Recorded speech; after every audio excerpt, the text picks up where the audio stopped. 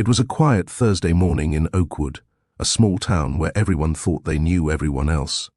Lieutenant Marcus Harper, a decorated army surgeon, had just finished a grueling 24-hour shift at the military hospital and was driving home in his sleek black SUV. He was exhausted but relieved. The surgeries had gone well, and lives had been saved. As he navigated the familiar streets, flashing lights suddenly appeared in his rearview mirror. The siren pierced the calm, sending a jolt of alarm through him. Marcus, trained for emergencies but never for this, instinctively pulled over. Two officers approached his vehicle, their faces rigid and unreadable. "License and registration," one demanded, his tone sharp, almost aggressive. Marcus complied immediately, sliding his wallet across the dash. He noticed the other officer's hand twitching near his holster. Anxiety knotted his chest. "Do you know why we stopped you?" the first officer asked, barely disguising irritation. Marcus shook his head. "No, sir. I was just heading home from work." The second officer leaned closer, squinting at Marcus.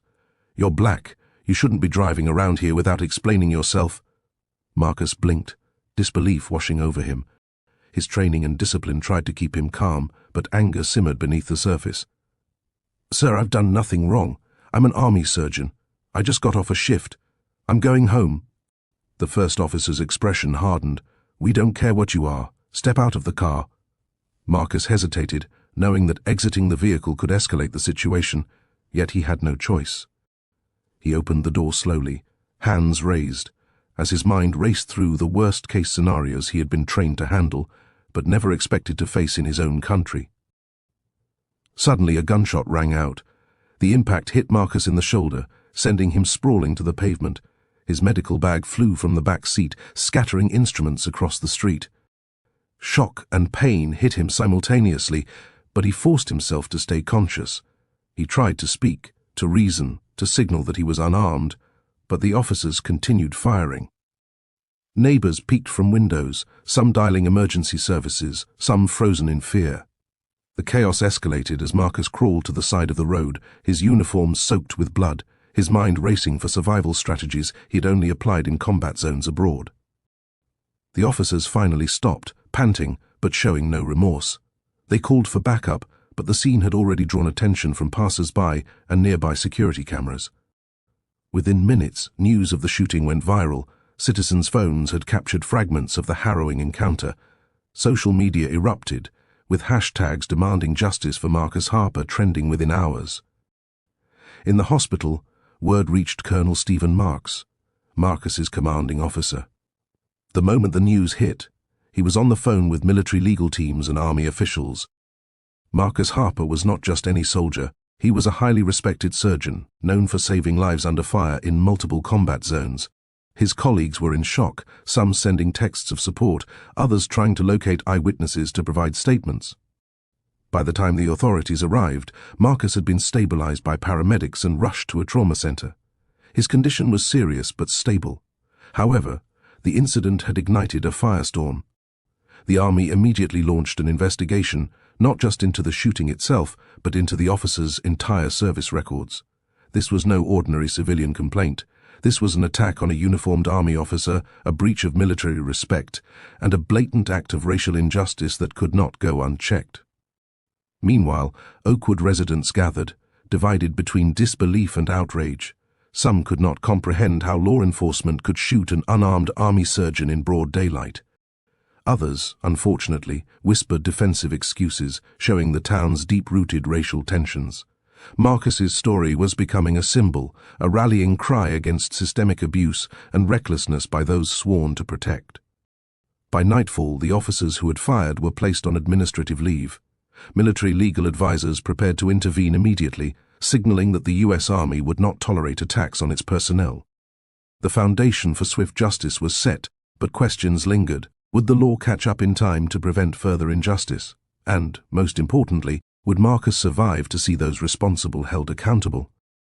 Even as Marcus rested in the hospital bed, bandages covering his wound, he remained conscious and aware. His training kicked in, strategizing his recovery, coordinating with legal teams, and preparing for the fight ahead. One thing was clear: his life had changed forever, but he was not defeated.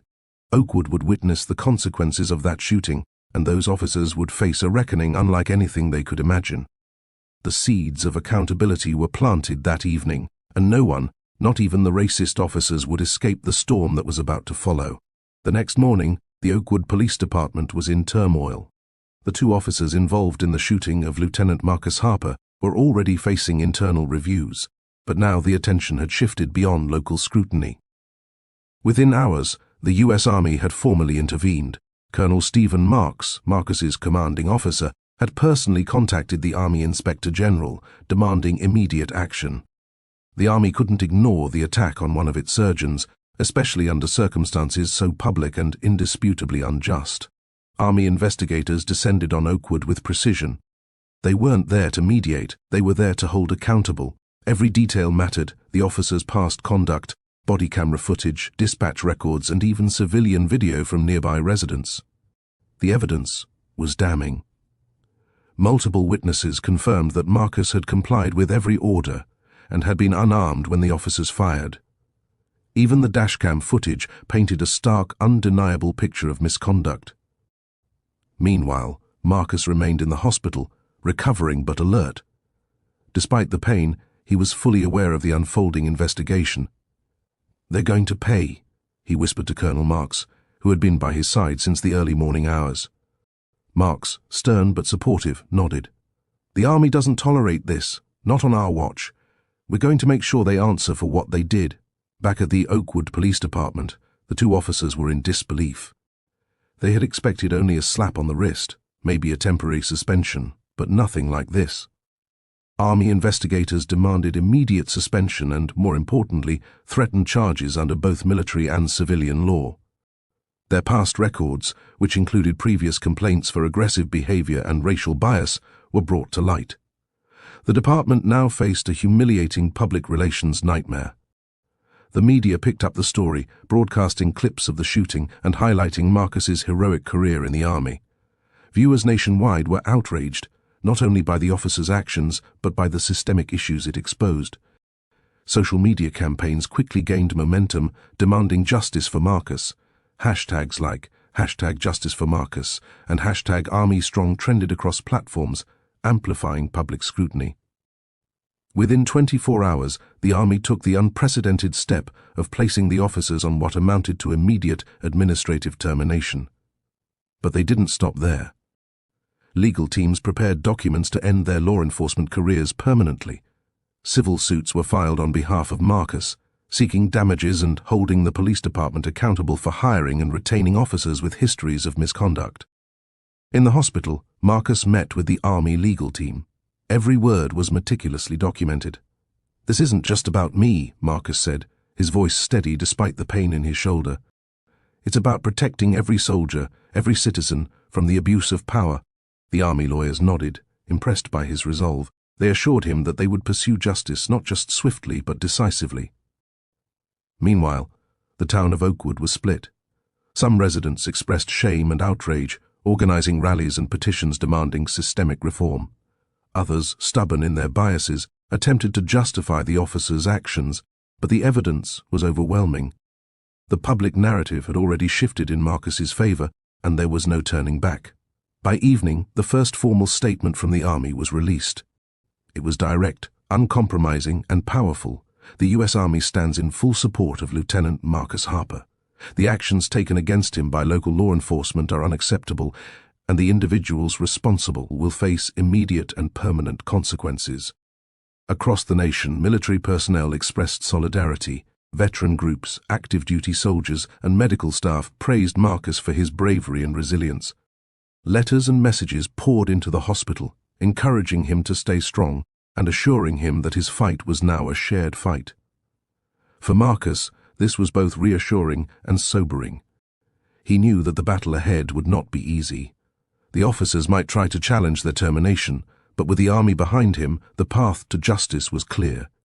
Every legal motion, every investigation, every public statement was being handled with military precision. By the end of the second day, the Oakwood Police Department had already begun internal reforms. Officers were mandated to undergo racial sensitivity training, and protocols for civilian interactions were reviewed. The Army's intervention had sent a message not just to Oakwood, but to law enforcement nationwide, attacking a soldier, especially one unarmed and compliant, would no longer be tolerated. In his hospital bed, Marcus allowed himself a small sense of relief. The pain was still sharp, but he was alive, and more importantly, he had the full weight of the US Army behind him. The officers who thought they could get away with shooting an unarmed army surgeon were about to learn a hard lesson. No badge could shield them from justice when the army decided it was time to act. Marcus closed his eyes, envisioning the road ahead. Recovery, accountability, and reform were now intertwined. One thing was clear: his ordeal would not be forgotten, and the consequences for those officers would be swift and final. The army had spoken, and the world was watching. By the third day, the Oakwood Police Department had become a hive of anxiety and speculation. The two officers who had shot Lieutenant Marcus Harper were under intense scrutiny, and word of the Army's involvement had sent shockwaves through law enforcement circles. Their attempts to maintain normal routines were futile. Every phone call, every email, and every public interaction was now being monitored. The officers, once confident in their authority, were now trapped in a storm they could neither escape nor control. Inside the hospital, Marcus remained alert and meticulous. Despite the physical toll of his injuries, his mind was sharp, focused on the unfolding events. He reviewed the statements being collected, scrutinized witness reports, and even coordinated with Army legal advisors on possible strategies. He was determined not only to survive, but to ensure that those responsible would face the full consequences of their actions. "No shortcuts," he said to Colonel Marks, who had become his constant ally. "They need to understand that this isn't just a slap on the wrist. It's accountability, total and final." The Army moved swiftly. Within hours, official termination letters were prepared for the officers, citing gross misconduct, violation of civil rights, and abuse of authority. Their actions had violated both local and federal laws, but more importantly, they had disrespected the uniform of the US Army, a symbol of honor and service that could not be tarnished without consequence. In addition to administrative termination, criminal charges were being prepared. Legal teams were ready to file complaints for attempted murder, reckless endangerment, and civil rights violations. Meanwhile, public attention intensified. News outlets aired footage of the shooting, emphasizing Marcus's heroism and the officers' reckless behavior. Social media campaigns surged, with veterans, civil rights groups, and concerned citizens demanding justice. The hashtags #JusticeForMarcus, #ArmyStrong, and #OakwoodExposed were trending simultaneously. The pressure was enormous, and the local police department felt it acutely. In Oakwood, the town was divided. Community meetings turned into heated debates. Some residents expressed shame and outrage, condemning the officers' actions as a blatant misuse of power. Others, reluctant to face the truth, whispered excuses, clinging to biased narratives. Yet even they could not ignore the mountain of evidence against the officers. Dashcam footage, civilian videos, eyewitness accounts, and Marcus's calm yet resolute testimony painted a picture of unambiguous wrongdoing. The officers themselves were in disbelief. They had assumed their badges would shield them from consequences. They had expected sympathy, perhaps a temporary suspension at worst. Instead, their careers and reputations were evaporating in real time. The Army's swift intervention left no room for negotiation or delay. Each moment brought them closer to complete professional obliteration. Meanwhile, Marcus's story became a catalyst for broader discussions about accountability, systemic reform, and the intersection of race and law enforcement. Veteran organizations and civil rights groups joined forces, emphasizing that this was not just a local matter, but a national issue. Marcus, once merely an army surgeon, had become a symbol of resilience and integrity. His courage inspired soldiers, civilians, and activists alike, illustrating how one person's stand could influence an entire system. The Army's next move was decisive. A press conference was organized at Fort Bragg, with Colonel Marks and high-ranking officials addressing the public. They detailed the investigation's findings, confirmed the immediate termination of the officers, and pledged full support for Marcus's ongoing recovery. The statement was unequivocal. Any attack on Army personnel, especially one motivated by bias or prejudice, would be met with swift and unyielding action. Back in Oakwood, the police department scrambled to respond. Internal Affairs conducted interviews with every officer in the precinct. Policies were reviewed, training programs revised, and new protocols implemented to prevent similar incidents. The officers responsible were isolated, their access to resources and communication severely restricted, while criminal investigations continued. Their union representation was scrambling to mitigate the damage, but the Army's involvement had made negotiation nearly impossible. Marcus, despite the pain and exhaustion, remained calm. He focused on the larger picture, ensuring accountability, protecting other soldiers, and promoting systemic change. "This isn't about revenge," he told Colonel Marks. "It's about ensuring nobody else faces what I went through." Marks nodded approvingly. "And with the Army behind you, justice will be swift and absolute." By the end of the day, the story had reached national headlines. Marcus Harper's name was synonymous with courage, integrity, and justice. The officers who had once wielded authority recklessly were now facing the reality of their actions. Their careers were over, their reputations destroyed, and their lives forever changed. Marcus allowed himself a moment of quiet reflection. He was battered, but not broken. The reckoning was underway, and it would be thorough, measured, and unavoidable. One thing was certain: the Army had made its position clear. No badge, no matter how heavily decorated, could shield an officer from accountability when justice demanded it. And in this case, justice would be absolute. The storm that had begun with a single, horrifying act of violence was now an unstoppable force. Marcus Harper, the unarmed Army surgeon, had emerged not just as a survivor, but as a symbol of the power of resilience, integrity, and unwavering justice. And the officers who had shot him? Their days of unchecked authority were over, terminated not only from their jobs but from the respect they had once taken for granted. The morning after the Army's intervention, Oakwood felt like a town caught between disbelief and reckoning. News crews had swarmed the precinct overnight, capturing the faces of officers, civilians, and Marcus's supporters. The two officers responsible for the shooting had been placed on immediate administrative termination, and criminal charges were imminent.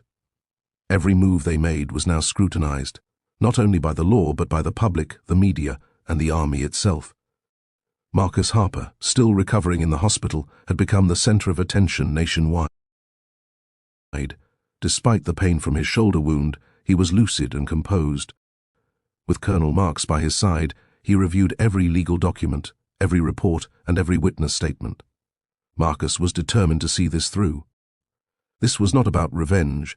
It was about accountability, protection for other soldiers, and sending a clear message that racial bias and abuse of power would not be tolerated. The Army's legal team worked around the clock. They filed criminal charges against the officers, citing attempted murder, reckless endangerment, and civil rights violations.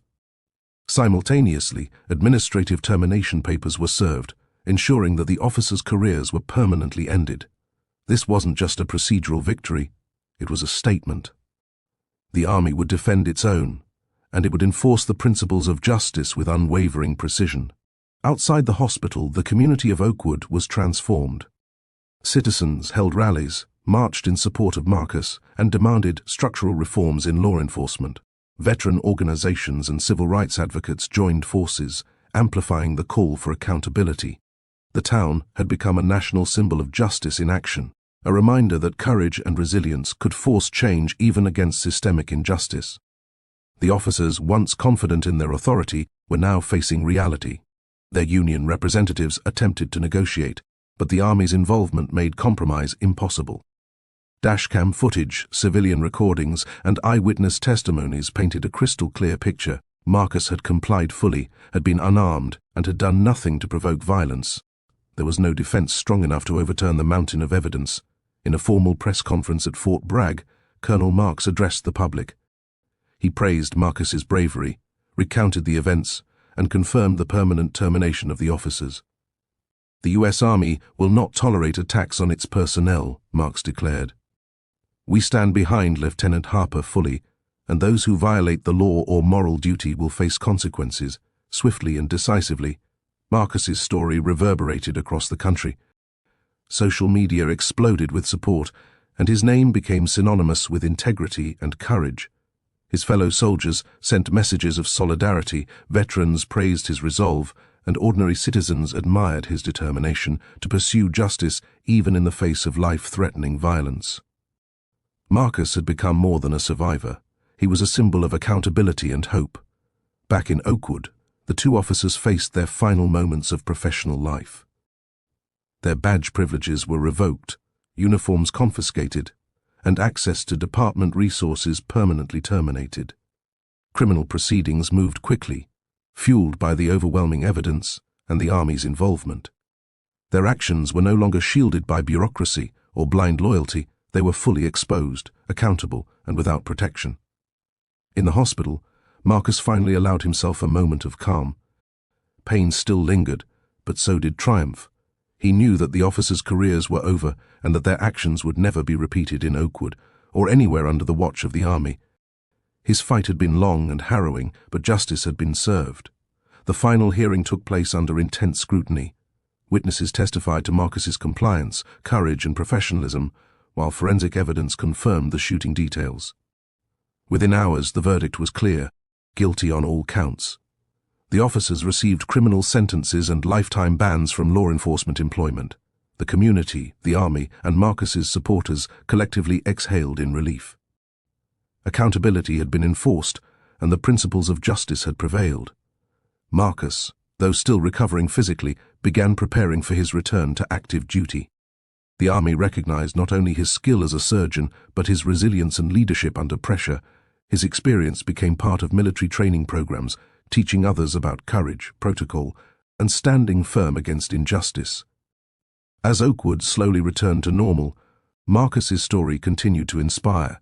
He had endured violence, bias, and fear, but he had emerged victorious. The officers who shot him had lost everything: their careers, reputations, and credibility.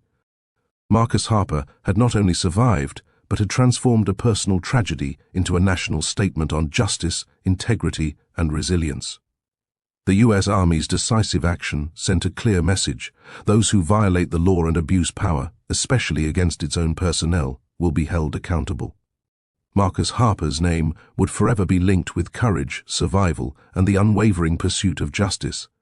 And in the quiet moments, as he reflected on everything that had happened, Marcus knew one truth above all: no uniform, no badge, and no prejudice could ever silence the power of truth and integrity.